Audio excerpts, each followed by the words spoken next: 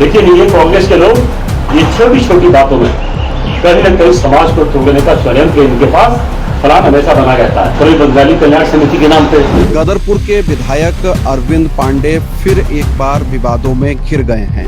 एक मंत्री रह के इस तरह का काम ये करते हैं, हमारा समाज इसकी घोर निंदा करते हैं। अगर इस संगठन का आप इस तरह से अपमान करोगे तो ये पूरे बंगाली समाज का अपमान है। एक मुन्ना सिंह चौहान हमें और दे दिया भारतीय जनता पार्टी ने। जो शब्द उनके मुंह से निकल गया है उस शब्द को वापस ले। जैसे हम मुन्ना सिंह चौहान के लिए आंदोलन किए थे, इनके लिए भी करना पड़ेगा। ये मुन्ना सिंह चौहान के छोटे हैं। गदरपुर के विधायक अरविंद पांडे फिर एक बार विवादों में घिर गए हैं। इस बार विवाद उत्पन्न हुआ है बंगाली कल्याण समिति को लेकर। जगह जगह विरोध हो रहा है और अरविंद पांडे से ये मांग की जा रही है कि वे या तो अपने शब्द वापस लें, अन्यथा बंगाली समाज उनके खिलाफ आंदोलन करने को बाध्य होगा। हम सब लोग जानते हैं कि तराई जनपद ऊधम सिंह नगर के साथ साथ बिजनौर से लेकर पीलीभीत तक बड़ी तादाद में विस्थापित बंगाली समाज के लोग मौजूद हैं। इस समय लाखों की संख्या है और हजारों की संख्या में मतदाता हैं और ये पूरे बंगाली समाज के लोग 1947 की आजादी के बाद 1951 में यहाँ पर शरणार्थी बनकर आए थे और तत्कालीन सरकार ने इनके पुनर्वास की जिम्मेदारी ली थी। तब से लेकर अब तक बंगाली समाज अपने हक हकूक के लिए संघर्ष लगातार कर रहा है। संघर्षों को तेजी देने के लिए, अपनी आवाज को बुलंद करने के लिए बंगाली समाज के जितने भी लोग हैं उन्होंने मिलकर, चाहे वो उत्तर प्रदेश हो या उत्तराखंड में रहने वाले बंगाली समाज के लोग हों, उन्होंने 1994 में 2 संगठनों का गठन किया। एक बंगाली कल्याण समिति जिसमें सिविल सोसाइटी के तमाम सारे लोग शामिल थे और दूसरा एम्प्लॉइज फोरम, कर्मचारी मंच, जिसमें जो सरकारी सेवाओं में लोग मौजूद हैं उनका संगठन बना था। दोनों ही संगठन आज तक काम कर रहे हैं और अपने अपने समय में इन संगठनों की महत्वपूर्ण भूमिका रही है। चंद रोज पहले पूर्व मंडल अध्यक्ष या पूर्व चेयरमैन दिनेशपुर सीमा सरकार के आवास पर एक बैठक थी सीएए को लेकर। वहां पर अरविंद पांडे ने अपनी स्पीच के दौरान बंगाली कल्याण समिति पर जो बात कही है वो बात नागवार गुजर रही है। कल्याण समिति के पदाधिकारियों को, लोगों को और जो भारतीय जनता पार्टी के लोग भी हैं जो कल्याण समिति से जुड़े हुए हैं, वे भी इसका विरोध कर रहे हैं। लेकिन ये कांग्रेस के लोग ये छोटी छोटी बातों में कहीं न कहीं समाज को तोड़ने का षड्यंत्र इनके पास प्लान हमेशा बना रहता है। पूरी बंगाली कल्याण समिति के नाम पे 2 बच्चों का झगड़ा हो गया तो सीधा सीधा सब उधार पे ले आना। चुनाव नजदीक आ गया, इन्होंने षड्यंत्र के तहत अपने समाज को तोड़ने के लिए कोई न कोई स्टंटबाजी करेंगे। उन्होंने सीधे सीधे ये कहा कि कल्याण समिति का इस्तेमाल कांग्रेस करती है, चुनाव के वक्त करती है और भाजपा को चुनाव हराने के लिए कल्याण समिति का इस्तेमाल किया जाता है। तो मेरे साथ इन सारे सवालों पर बात करने के लिए इस समय जो है समीर राय जी हैं और बंगाली कल्याण समिति के अध्यक्ष हैं चंद्रशेखर गांगुली जी। चुनाव की प्रक्रिया चल रही है, आप मुख्य चुनाव अधिकारी हैं समीर राय जी, और एकाएक संगठन पर सवाल उठ रहा है कि आप कांग्रेस के लिए काम करते हैं और चुनाव में जिताने के लिए आप लोग काम करते हैं, कितना सहमत है? मैं इस बार भी चुनाव प्रभारी हूँ और इससे पिछले कई बार से मैं चुनाव प्रभारी रहा, क्योंकि मैं कल्याण बंगाली कर्मचारी उन्नयन समिति का अध्यक्ष रहा और ये चुनाव करने में कई बार जो चुनाव हुआ उसका मैं प्रमुख चुनाव प्रभारी रहा। इसलिए ये कल्याण समिति किसी एक वर्ग या एक पार्टी की समिति है, ऐसा पांडे जी का जो वक्तव्य इससे स्पष्ट झलकता है। लेकिन उनको ये याद रखना चाहिए ये सर्व समाज की पार्टी है। हमारे बंगाली समाज के सारे वर्ग के जो विभिन्न पार्टी के नेता लोग हैं उस समाज से जुड़े हुए हैं और ये संगठन 1994 से बनी हुई है।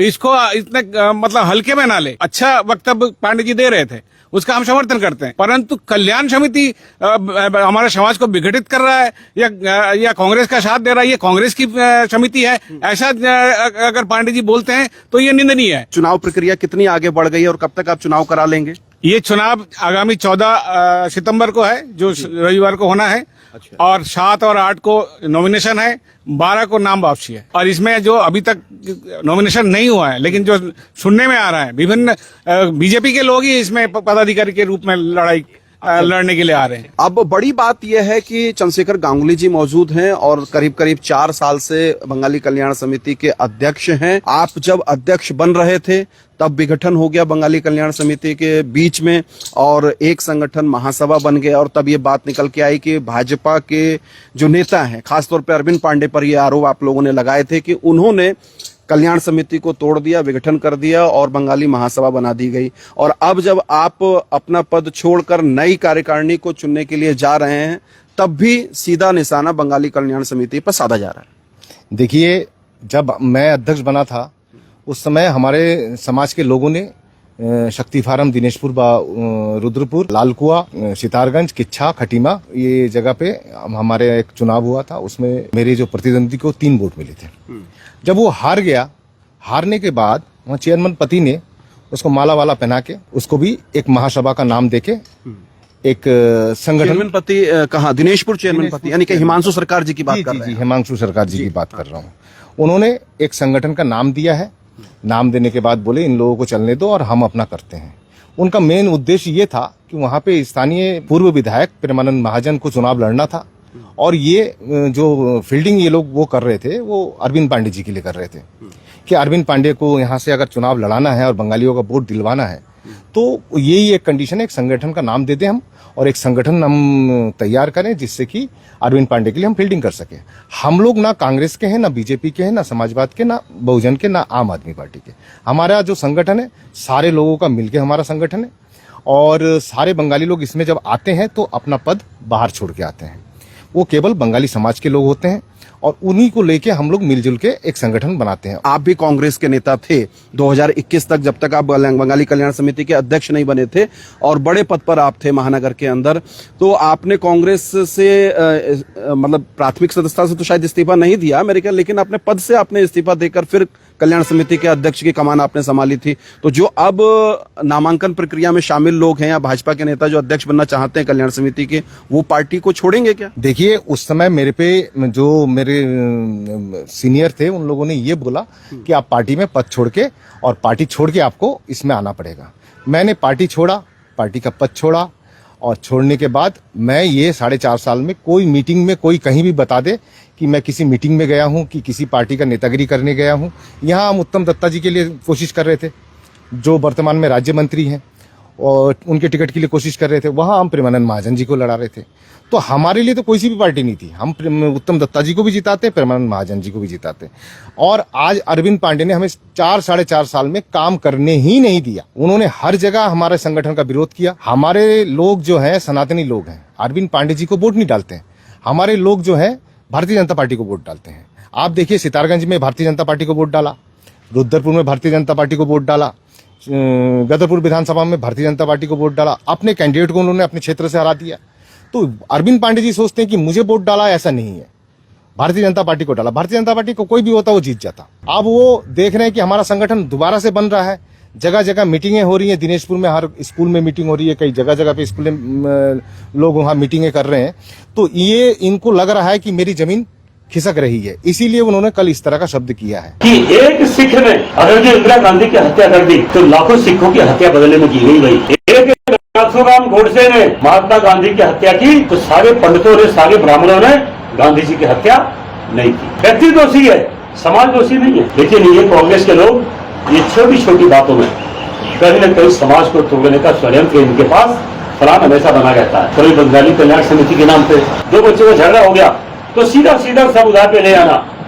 चुनाव नजदीक आ गया, इन्होंने षड्यंत्र के तहत अपने समाज को तोड़ने के लिए कोई ना कोई स्टंटबाजी करेंगे। अरविंद पांडे जी बोल रहे थे कि सिखों का जो है मामला लड़ाना कांग्रेस का काम है, भाई से भाई को लड़ाना कांग्रेस का काम है। एक सिख ने इंदिरा गांधी को मारा तो समान सिखों को मार दिया गया और एक ब्राह्मण ने नाथूराम गोडसे ने महात्मा गांधी को किया, तो तमाम के साथ इस तरह का होना नहीं चाहिए। ये कहते कहते अरे कांग्रेस हर जगह सबको आगे करती है, कभी बंगाली कल्याण समिति के लोगों को आगे करके वो करती है, इस तरह के वो उन्होंने स्टेटमेंट अपना दिया था। तो बंगाली समाज मतलब उन्होंने ये कहा कि बंगाली कल्याण समिति जो है वो कांग्रेस के लिए काम करती है। बिल्कुल कहा है उन्होंने, यही कहा कि वो कांग्रेस के लिए काम करती है। हमारा जो पिछला संगठन था उसमें 3-4 लोग हमारे भारतीय जनता पार्टी के लोग थे, देवू मंडल जी हमारे उपाध्यक्ष थे, वो भारतीय जनता पार्टी के थे। वो प्रधान जी हमारे विधान दास जी हैं, वो हमारे भारतीय जनता पार्टी के थे, प्रदेश कमेटी में थे। वो दीपक बड़ाल जी बीडीसी मेंबर, वो हमारे इसमें संगठन में थे, वो भारतीय जनता पार्टी के थे। तो इन लोगों को भी पहले कांग्रेस की सदस्यता दिलवाने के बाद ही अरविंद पांडे जी को इस तरह की बातें करनी चाहिए। एक मंत्री रह के इस तरह का काम ये करते हैं, हमारा समाज इसकी घोर निंदा करते हैं। और वो जल्द से जल्द अगर उन्होंने माफी नहीं मांगी तो हमें इसके लिए आंदोलन के लिए बाध्य होना पड़ेगा। हमने मुख्यमंत्री जी को हमने पिछड़ी जाति का दिया, उसके लिए भी काफी आगे तक इन्होंने काम बढ़ा दिया है। लेकिन माननीय मुख्यमंत्री जी जो है हमारे लिए कर रहे हैं, और ये अरविंद पांडे जी हमारे खिलाफ कर रहे हैं। एक मुन्ना सिंह चौहान हमें और दे दिया भारतीय जनता पार्टी ने। अभी 1 साल नहीं हुआ, मुन्ना सिंह चौहान ने हमारे सामने लिए उस तरह का शब्द कहा, और अभी जस्ट ये 1 साल के बाद ये अरविंद पांडे जी इस तरह की बात कर रहे हैं। कहना यह है दर्शकों कि बंगाली कल्याण समिति जो 1994 से काम कर रही है, वो सभी बंगाली समाज के लोगों को लेकर बनी हुई समिति है, जिसमें उत्तर प्रदेश के और उत्तराखंड के जहां जहां पर भी बंगाली समाज के लोग रहते हैं वहां वो शामिल रहते हैं, और एक सम्मानजनक दृष्टि से देखा जाता है। और उसको किसी पार्टी का एजेंट या पार्टी के लिए समर्पित संगठन बता देना, ये आक्रोश की बात है, ये पीड़ा की बात। बिल्कुल ये पीड़ा की बात है। और हमारा ये संगठन बहुत पुरानी संगठन है, इस पर अगर कोई आघात करता है तो हमारा समाज इस पर बर्दाश्त नहीं करेगा। बंगाली कल्याण समिति आज का समिति नहीं है। चित्तरंजन राहा जी इसके अध्यक्ष रहे, विरिंचपद राय जी इसके अध्यक्ष रहे, निरंजन लाल जी थे। तो इतने तमाम लोग हमारे इस संगठन के मुख्य पदाधिकारी के रूप में कार्य किए हैं। और इतना बड़ा संगठन है जिसके पदाधिकारी राज्य स्तर के मंत्री बने हैं। और इस तरह के संगठन को अगर आप खाली कांग्रेस के संगठन समझ के आप बात करो तो ये ठीक नहीं है। आपको ये पूरे समाज का संगठन मान के बात करना चाहिए। और अगर इस संगठन का आप इस तरह से अपमान करोगे तो ये पूरे बंगाली समाज का अपमान है, इसलिए हम ये चीज बर्दाश्त नहीं करेंगे। अरविंद पांडे जी का इस समय अपने मुख्यमंत्री जी का कभी विरोध कर लेते हैं। अब ये सब करते करते उन्होंने आज बंगाली कल्याण समिति को छेड़ दिया, और आज ओपन छेड़ा। कई बार इन्होंने घर पे कहा, इधर कहा, उधर कहा, हमने उसका कोई वो नहीं किया, भाई सीनियर आदमी है कह दिया चलो। आज उन्होंने मंच के माध्यम से, आप लोगों के माध्यम से पूरे प्रदेश में ये चीज फैला दिया कि हम लोग जो है बंगाली कल्याण समिति जो है वो कांग्रेस के लिए काम करती है। तो हम इसकी घोर निंदा करते हैं। एक बुद्धिजीवी आदमी इस तरह की बातें करे, अपनी बातों को सुधारे और हमारे कल्याण समिति बंगाली समाज से वो माफी मांगे। जैसे हम मुन्ना सिंह चौहान के लिए आंदोलन किए थे, इनके लिए भी करना पड़ेगा। ये मुन्ना सिंह चौहान के छोटे हैं, ये दूसरे नंबर पे आए हैं। मुन्ना सिंह चौहान ने थोड़े दिन पहले किया, और बंगाली समाज वो हो गया। महात्मा गांधी जी ने कहा था एक गाल में झापड़ मारे तो दूसरा आगे कर दो। हम आगे करते करते थक गए। ये लोग हमें झापड़ मारते मारते हमें बिल्कुल इस हद पे गिरा दिया कि हमारा समाज अब ताके बैठा है कभी अगर हमारे लिए कोई बड़ा कोई कुछ करे। हम माननीय मुख्यमंत्री जी से, माननीय मोदी जी से, माननीय गृह मंत्री जी से निवेदन है हमारा कि हमारे समाज का इस वेदना को समझे और हमारे लिए इनसे माफी मंगवाएं। समीर राय जी क्या कहना चाहेंगे? आप चुनाव अधिकारी भी हैं, पदेन सदस्य हैं कल्याण समिति के। अरविंद पांडे जी के लिए क्या सलाह रही? उनके लिए मेरा यही सलाह है कि जो शब्द उनके मुंह से निकल गया है उस शब्द को वापस ले। तो चंद्रशेखर गांगुली जी हैं, प्रदेश अध्यक्ष हैं बंगाली कल्याण समिति के। समीर राय जी हैं, चुनाव अधिकारी हैं।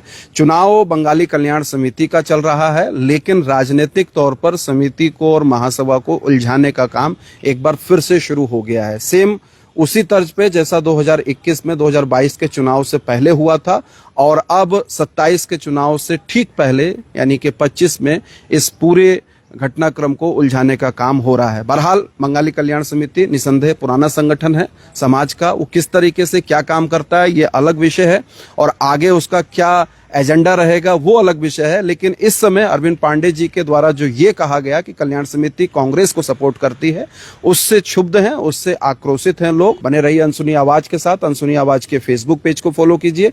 आप हमको यूट्यूब पर भी जरूर सब्सक्राइब कीजिए। बहुत शुक्रिया, धन्यवाद, नमस्कार।